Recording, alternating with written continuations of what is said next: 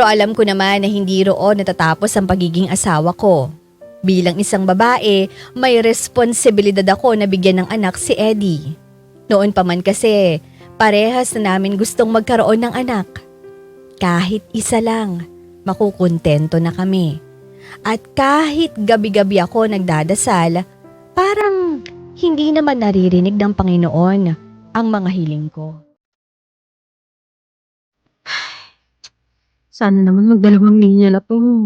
Please, please, magdalawang linya ka na. Ay, gusto ko na maging mommy. Please, Lord, dalawang linya lang, please. Ano pa naman yan? Negative pa rin. Ay, nakakainis naman eh. Jocelyn! Matagal ka pa ba dyan? Bilisan mo na! Tumawag na si Ate Cecil! Hinihintay na niya tayo! Sige, sige. Lalabas na ako.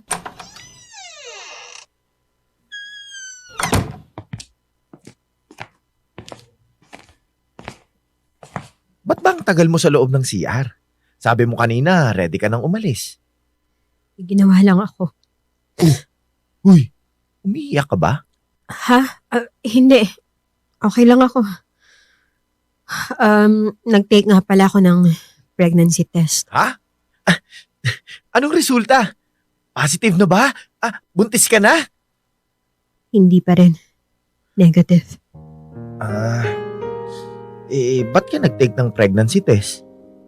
Hindi pa kasi ako dinadatnan hanggang ngayon eh. Pero, yun pala, delayed lang ako. Okay. Sige, magbihis ka na. Aalis tayo. Love, galit ka ba? Bakit? Kasi, halos 5 taon na tayong kasal pero hanggang ngayon, hindi pa rin kita nabibigyan ng anak. Baka lang kasi, sobra ka nang naiinip sa kakahintay eh. Anong magagawa natin kung wala pa talaga, di ba? Lahat naman ng pamamaraan, ginawa na natin. Lahat ng sinasabi ng OB, sinusunod natin. Pero sadyang wala pa. Ganun talaga. Sorry. Hayaan mo na. Huwag na lang siguro tayo umasa na may darating pa. Sumusuko ka na ba? Ewan ko. Nakakapagod na rin maghintay. May darating, edi may darating. Pero kung wala, edi wala.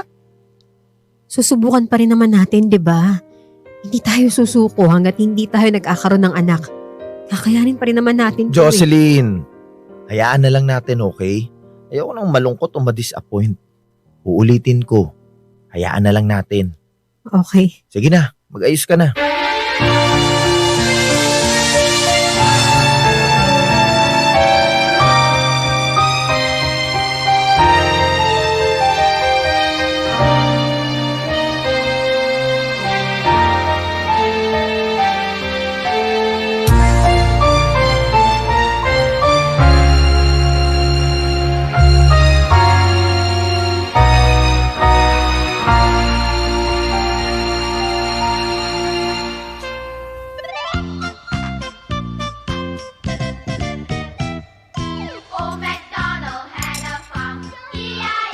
Oh, ubos na tong spaghetti. Paki-refill na oh. Sige ate, palapag na lang dyan. Teka, okay ka lang ba? Buong hapon ka ng kilos ha. Baka masyado ka nang mapagod. Ako, delikado yun sa buntis na katulad mo. Okay lang ako ate. Saka nakakahiya naman kung iaasa ko sa inyong lahat. Birthday party to ng anak ko. Sinabi ko naman kasi sa'yo na sana nagpa-catering ka na lang. Gastos lang yun. Mas mura at practical to. Sagot ko nga, diba? Regalo ko na rin sa pamangkin ko. Naku ate, nakakahiya na nga sa'yo eh. Sinagot mo na nga yung cake ni Joshua oh. Teka. Bakit ako ang lagi mong tinatanong? Ikaw, okay ka lang ba? Kanina ko pa napapansin na hindi ka nag-iimikan ni Kuya Eddie. Nag-aaway na naman kayo, no? Hindi, okay lang kami. Sadyang may bad news lang kami kaninang umaga. Ano namang bad news yun? Nag-pregnancy test kasi ako kanina. Ayun, negative pa rin. Sabi ni Eddie, wag na lang daw kami maghintay at umasa. Pag may dumating, thank you. Pag wala, edi okay. Baka naman hindi pa ito yung tamang panahon. Sumubok pa kayo. Naisip ko kasi na baka ako yung may problema eh. Nako ate, magkapatid tayong dalawa, no? Kita mo naman ako, pangatlo na nga tong nasa tiyan ko. Tapos, tignan mo, 5 tayo magkakapatid. Tayo nga lang ang pinaka-close. Pero ang ibig sabihin nun, wala sa lahi natin ang pagiging baog. Saka, regular ka naman nagpapacheck up sa OB nyo. Pero bakit naman kaya? 5 taon na kaming mag-asawa ni Andy. Sinusubukan naman namin. Pero wala pa rin talaga. Medyo tama naman si kuya eh. Huwag niyo na lang siguro intayin para walang pressure. Huwag kang mag-alala. Magkakaroon din kayo. Iwala lang. Kahit medyo may edad na ako, gusto ko pa ring maranasan ang maging ina.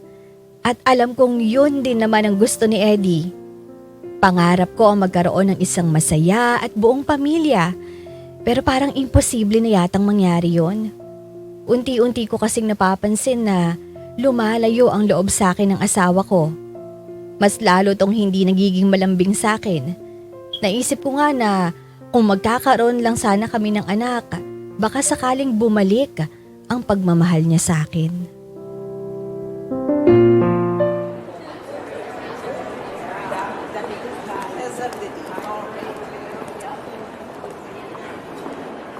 Ay, ang cute naman ng damit na to. Margie, tingnan mo tong damit to. Ay, napaka-cute, diba?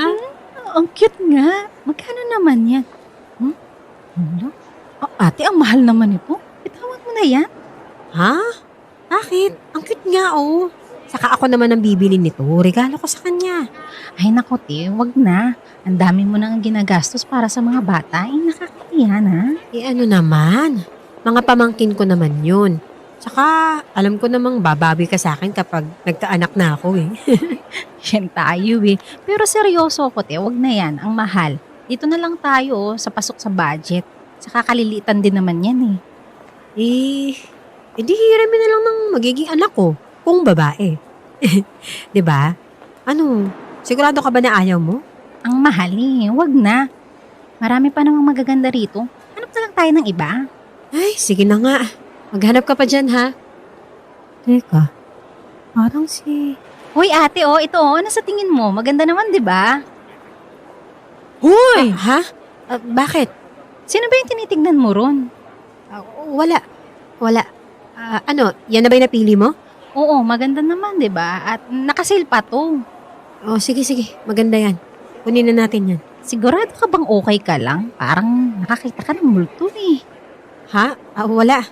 Tara. Tingin pa tayo dun, oh.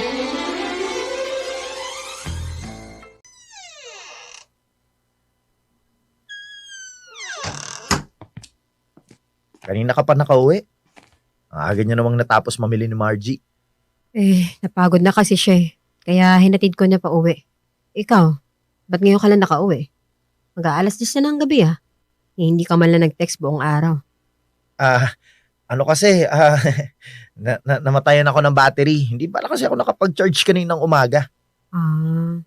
Saka naman nagpunta. Yan, kung saan-saan lang. Kasama ba ron yung department store sa mall? Oh, ba't bigla kang natigilan at namutla dyan?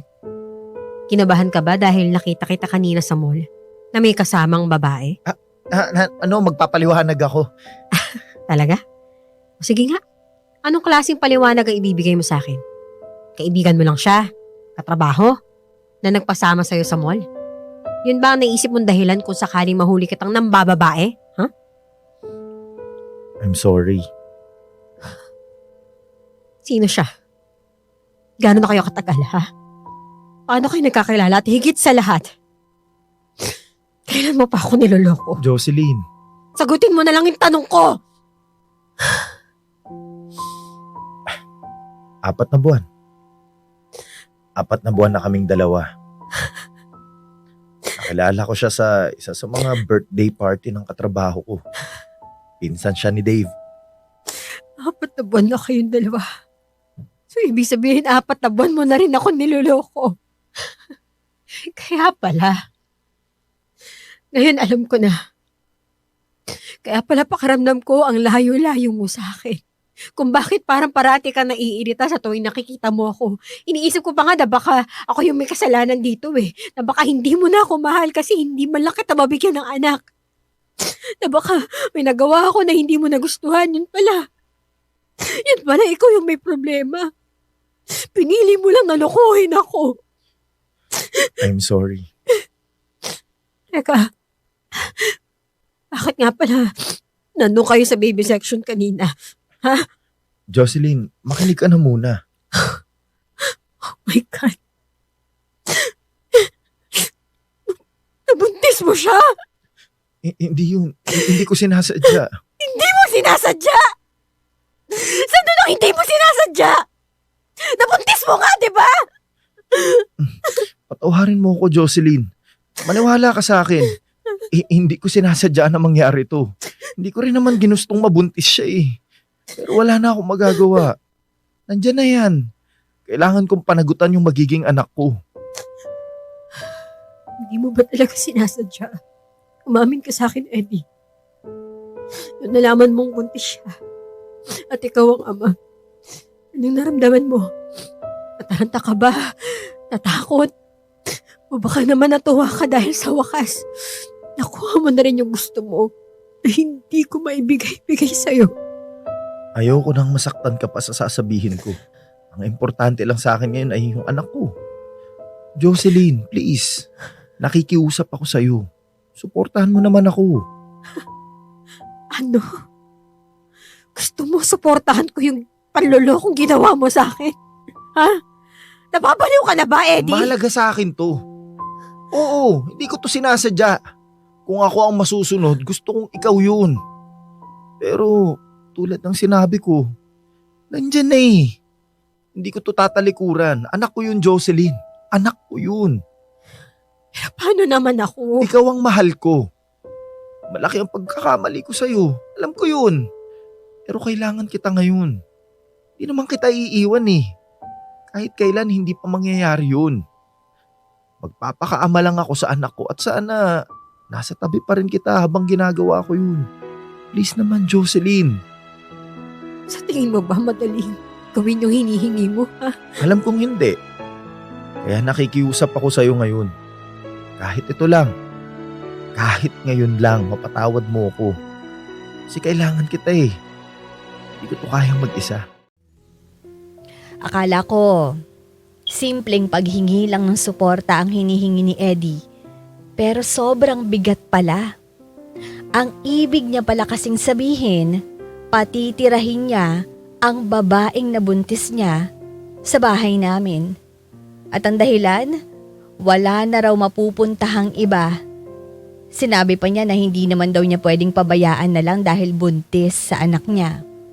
Dahil sa sobrang pagmamahal ko kay Eddie, pumayag ako na magsama-sama kaming tatlo sa iisang bubong.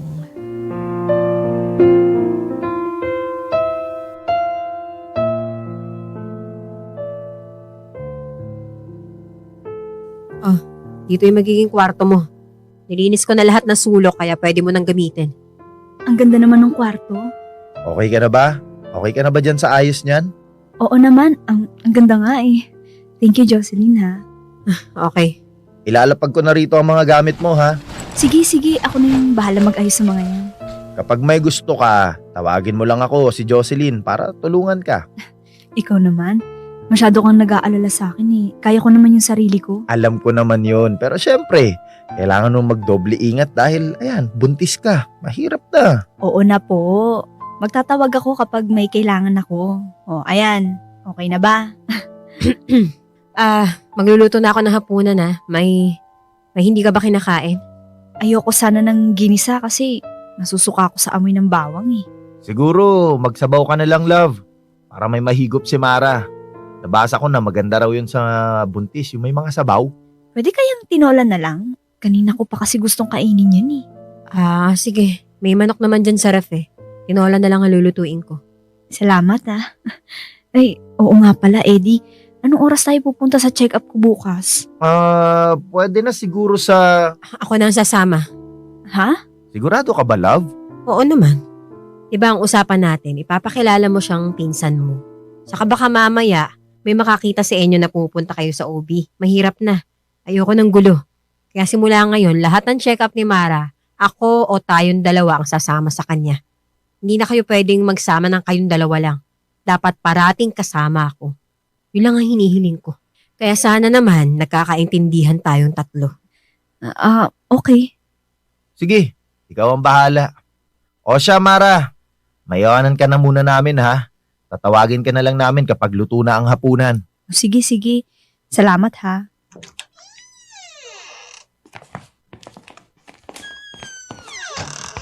Love, pabili na lang pala ako ng papaya sa kamalunggay ha, dyan sa may malapit sa tindahan. Yun lang yung wala ako dito sa ref eh. Sige. Love? Bakit? Wala. Gusto ko lang magpasalamat. Alam ko na hindi madali itong ginagawa mo kaya nagpapasalamat ako sa'yo ng sobra. Malaki ang utang na loob ko sa'yo. Sana bigyan mo pa ako ng konting panahon para mapakisamahan si Mara ha. Oo naman. Walang problema sa akin. Hindi ko hihilingin na maging kaibigan mo siya. Basta parati mo lang susundin ang sinasabi ko. Na hindi kayo pwedeng magsama, na kayong dalawa lang. At sa pagkapanganak niya, aalis na siya rito sa bahay. Hayaan kitang maging ama sa anak niyong dalawa pero wag sanang mawala ang respeto mo sa akin. Huwag ka mag-alala. Hindi mangyayari ang ikinakatakot mo. Hindi mawawala ang respeto at pagmamahal ko sa'yo. Oo, dala niya ang anak ko. Pero ikaw ang mahal ko. At araw-araw akong babawi sa mga kasalanang nagawa ko sa'yo. Mahal na mahal kita. Yan ang parati mong tatandaan. Sa kabila ng kasalanang nagawa ni Eddie sa akin, pinili ko pa rin pagkatiwalaan lahat ng mga sinabi niya sa akin. Kahit masakit at parang tapak sa pagiging asawa ko ang pagtira ng kabit niya sa bahay ko, binaliwala ko yon dahil pinanghawakan ko ang pangako niya. Pangako na kahit ano pa man ang mangyari, ako pa rin ang pipiliin niya sa bandang huli. Kaya hanggat kaya kong tiisin, magtitiis ako. Huwag lang masira ng tuluyan ang pagsasama namin ng asawa ko.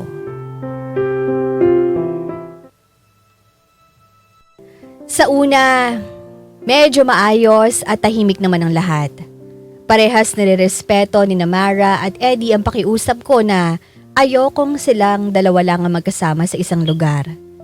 Noong una, mabait si Mara. May mga pagkakataon na tinutulungan niya ako maglinis ng bahay. Hindi naman ako magpapaka-plastic sa sasabihin kong ayaw ko sa kanya. Sino bang asawa ang gustong makipagkaibigan sa kabit? Wala naman, 'di ba?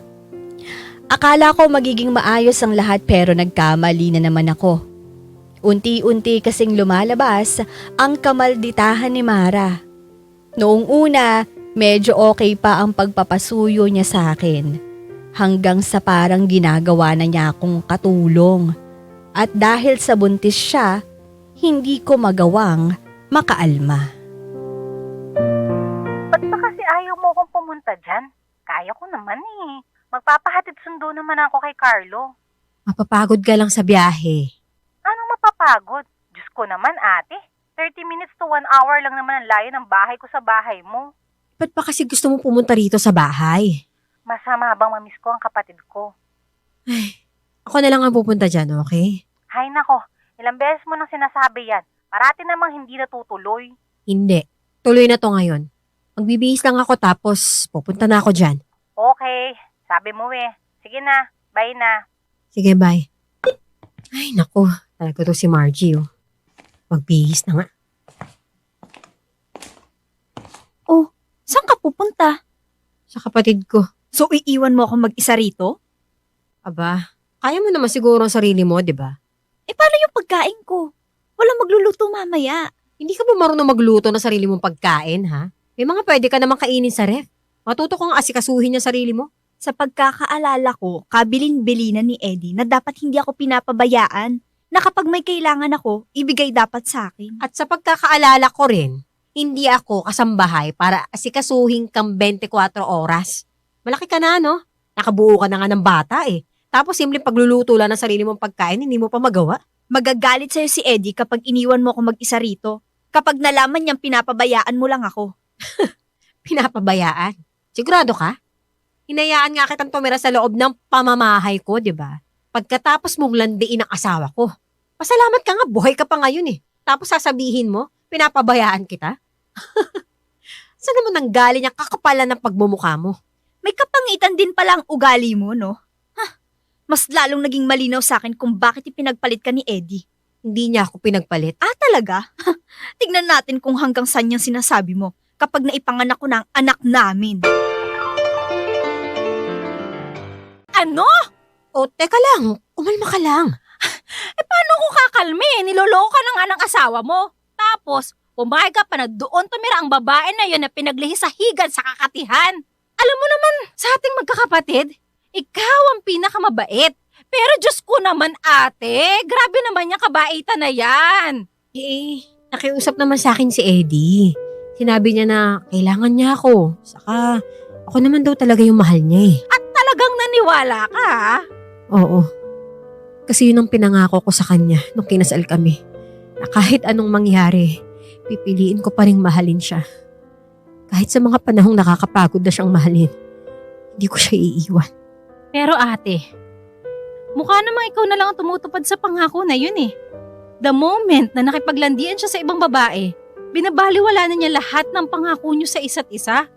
Hindi ba dapat ganun na din ang gagawin mo, ang bumitaw? Kung kaya ko lang, matagal ko nang ginawa yan. Pero kahit sobrang laki ng kasalanan sa akin ni Eddie, mahal na mahal ko pa rin siya eh. Kaya magtitiis ako na magtitiis hanggang sa kaya ko. Hindi ko pa siya kayang mawala sa buhay ko. Ilang beses kong sinabi kay Eddie na hindi ko na nagugustuhan ang pagiging palautos at kung paano makipag-usap sa akin si Mara. Pero parati lang niyang sinasabi na pagpasensyahan ko na lang daw. Dahil ganun naman daw talaga kapag buntis. Kaya sa huli, wala tuloy ako naging choice kundi pagpasensyahan na lang. Kahit pa parati na lang dinadahilan ni Mara ang pagiging buntis niya. Sana pala binili natin yung isa pang dress doon, no?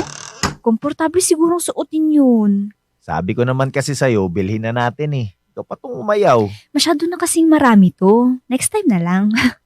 Kaya nga, akin na yung mga dala mo. Thank you. Parang gusto ko nung manggang hilaw. May nakita kasi ako sa labas kanina eh. Saan ba? Sige, bibilhin ko. Wow! Mukhang nag-e-enjoy kayo sa pagsha-shopping ha? Ang dami niyong pinamili. Nakasale kasi ngayon sa mall. Kaya inaya ko si Eddie na mag-shopping kami. Tamang-tama, kailangan ko na rin ng mga bagong damit eh. Ah. So pumayag ka naman, ha Eddie? Day off ko naman ngayon, kaya Na hindi ako kasama. Uy, grabe ka. Serious agad? Relax ka nga lang. Hindi ako nagseselos. Nakalimutan niyo na yata kasi kung ano yung napagkasunduan nating tatlo. Ay, ang himbing kasi ng tulog mo kanina eh. Kaya hindi ka na namin inistorbo. Saka, huwag kang mag-alala. Sa malayong lugar naman kami pumunta eh. At sa tingin mo, kakalma ako sa mga sinasabi mo? Jocelyn, tama na yan. Anong tama na? Ang akala kasi ng babaeng to, normal lang ang sitwasyon nating tatlo. Ha? Hindi eh. At baka nakakalimutan mo, Mara ha? Kaya ka may bahay na natitirhan ngayon, dahil yun sa akin. Kasi kung hindi nakiusap sa akin si Eddie, natiisin ko muna makita yung pagmumukha mo araw-araw, malamang sakali ka natutulog ngayon. Ano ba? Sinabi lang ang tama na, di ba? Mara, pumasok ka na muna sa kwarto mo. Mag-uusap lang kaming dalawa. Tama, pakalmahin mo muna yan.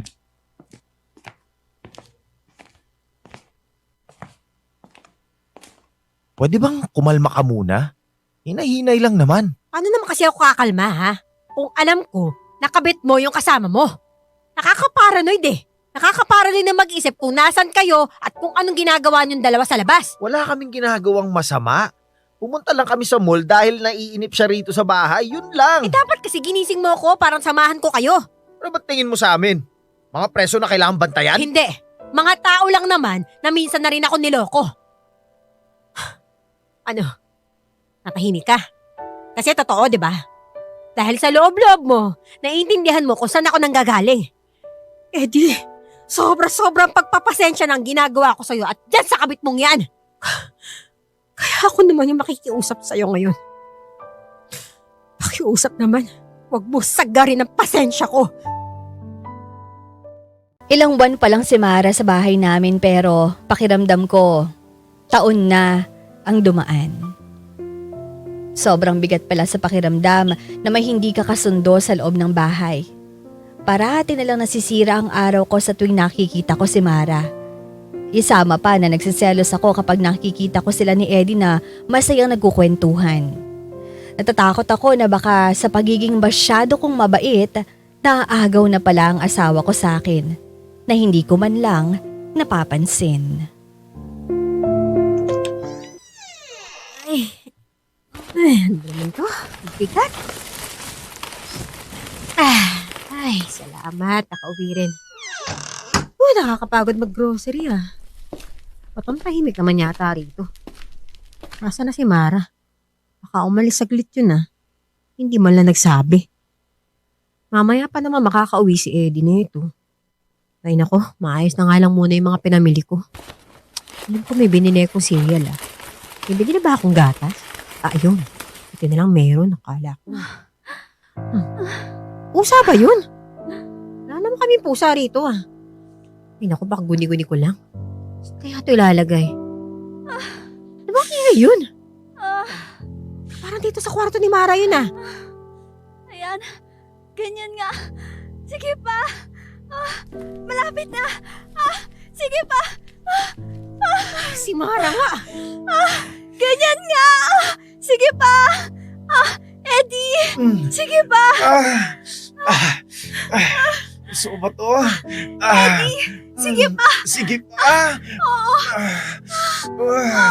Mga walang iya! Pasalabas nga kayo dyan! Mga hayop! Mara! Eddie! Lumabas nga kayo dyan! Hayop kayo! Lumabas kayo dyan! Jocelyn, sandali. Hayop ka! Walang respeto! Hayop ka! Hayop! Eddie! Isa ka pang balagdi ka! Halika rito, ha? Halika rito! Hindi mo ba talaga kaya pigilan yung kakatihan mo, ha? Balagdi ka! Balagdi ka! Ano ba? Bitawan mo ako! Aray! Nasasaktan ako, Eddie! Tulungan mo ako! Ang sakit! Eddie! Ano ba? Bitawan mo ako! Jocelyn! Aray! Nasasaktan ako! Jocelyn, tama na! Tawan mo siya! Ano ba? Tama na! Buntis siya! Sinabi ko na ang tama na dahil buntis siya! Paano kung may mangyari sa kanya, ha? Sasagutin mo ba? Ngayon, naging kasalanan ko pa. Bakit habang nasa ibabaw ka niya at nagpapakasarap, naisip mo ba, nabuntis siya? Ba't tumitirik yung mata niyo kanina? Naisip niya ba yun? Di ba hindi naman? Jocelyn, Huwag mo akong hahawakan. Kapal ng pagmumukha mo. Sa sarili ko pa talaga bahay. Wala na pa talaga kayo natitira ni katiting na respeto para sa akin, Ikaw, Mara, sumagot ka. Pagkatapos kita patirahin dito, pagkatapos ko palapasin ang panlalanting ginawa mo sa asawa ko, ganito pa rin na isusukli mo sa akin? Ano bang klaseng babae? Kung saan ka inabutan ng kate, doon ka nalang magpapakamot! Jocelyn! Huwag mo siyang idamay dito. Sa akin ka nalang magalit dahil kasalanan ko naman ang lahat. Oo, tama ka! Kasalanan mo nga lahat ng to. Di pinatawad kita, di ba? Sinuportahan kita kasi yun yung hiningi mo. Kasi yun yung kailangan mo, kaya kahit masakit, hinayaan ko na lang kasi nga mahal kita. Pero sobrang pagtapak na ng pagkababae ko. Nakalimutan mo naman talaga, ha? Nakalimutan mo naman na asawa mo ko. Jocelyn, papatawarin mo ko. Palagi na lang bang yun na isasagot mo sa akin? Sorry! Parati na lang sorry! Alam mo kung ganun lang din naman. Sorry din. Sorry dahil hindi ko na kaya pang magtiis. Ititigil ko na yung katangahan ko to dahil wala rin namang patutunguhan. Dahil lang manloloko. Habang buhay ng manloloko. Ang buhay kong mamahalin si Eddie. Na kahit na ano pang pagkakamali ang gawin niya, pipiliin ko pa rin siyang patawarin. Pero na-realize ko na hindi pala dapat ganun ang pagmamahal. Hindi ka pala dapat sobrang nahihirapan at nasasaktan. Dahil kung nasa tamang tao ka, Kahit maraming pagsubok ang dumaan, magiging magaan lang ang lahat. Na sa pag-ibig, kailangan mo ring piliin ang sarili mo.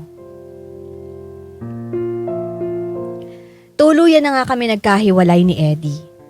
Hindi na ako bumalik sa bahay na yon at nagsimula ng bagong buhay.